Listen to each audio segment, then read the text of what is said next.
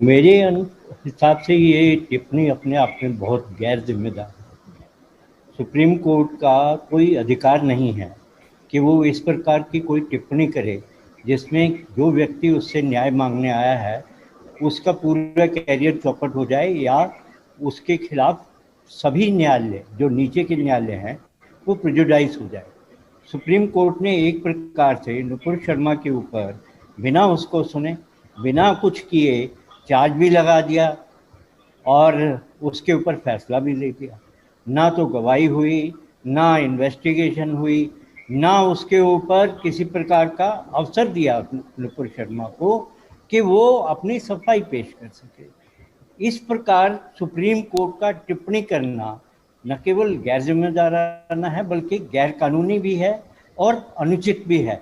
किसी भी दृष्टिकोण से ऐसी टिप्पणी सुप्रीम कोर्ट को करने का कोई अधिकार।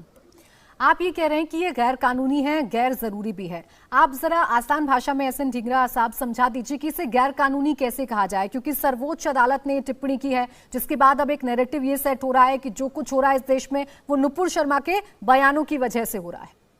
देखिए, सर्वोच्च न्यायालय भी कानून से ऊपर नहीं है, आपको ये समझना होगा। और कानून ये कहता है कि अगर किसी आदमी को आप दोषी ठहराना चाहते हैं तो आपको उसके ऊपर पहले चार्ज फ्रेम करना होगा। चार्ज फ्रेम करने के बाद उसका जो प्रोसिक्यूशन है, जिसने जो इन्वेस्टिगेशन की है, वो अपने साक्ष्य प्रस्तुत करेगी। साक्ष्य प्रस्तुत करने के बाद उसे ये मौका मिलता है कि वो उन साक्ष्यों के ऊपर अपना बयान दे।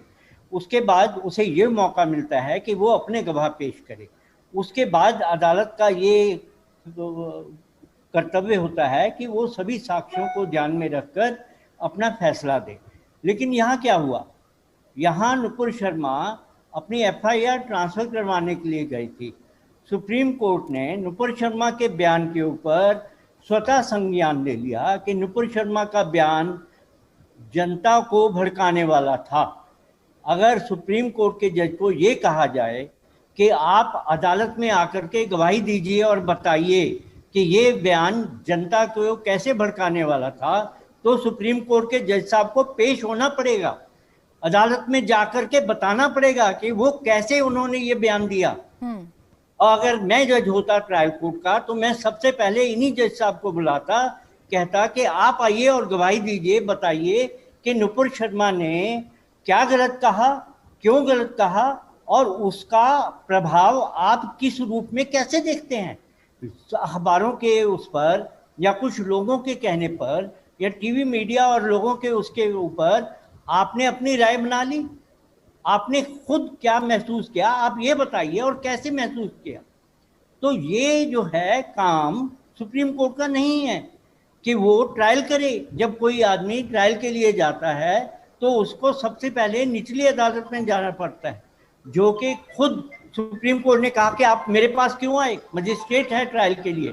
तो मजिस्ट्रेट अगर ट्रायल के लिए है तो ये बात सुप्रीम कोर्ट कैसे भूल गया कि ट्रायल तो मजिस्ट्रेट करता है, मैं क्यों ट्रायल कर रहा हूँ।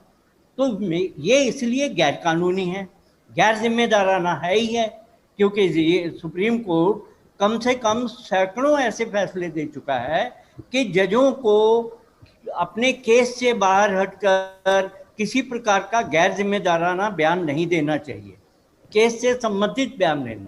और यहाँ केस था कि एफआईआर ट्रांसफर करिए, 50 थानों में एफआईआर है, वो एक जगह ट्रायल हो, मेरी जान को खतरा है। और ये एक तथ्य है, क्योंकि ऐसे अन्य केस हो चुके हैं जिसमें नुपुर शर्मा को सपोर्ट करने वालों की हत्या कर दी गई, नुपुर शर्मा को खुद धमकी दी, उसको रेप करने की धमकी दी गई।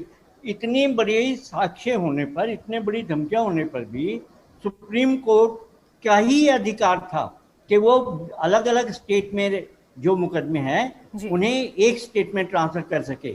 सुप्रीम कोर्ट ने उसके ऊपर तो सुनवाई की नहीं, वो केस जबरदस्ती वापस दिलवा दिया और एक अनावश्यक, गैर जरूरी और आवेश में आकर के राजनीतिक बयान दे दिया, जिसका आप सभी लोग फायदा उठा रहे हैं।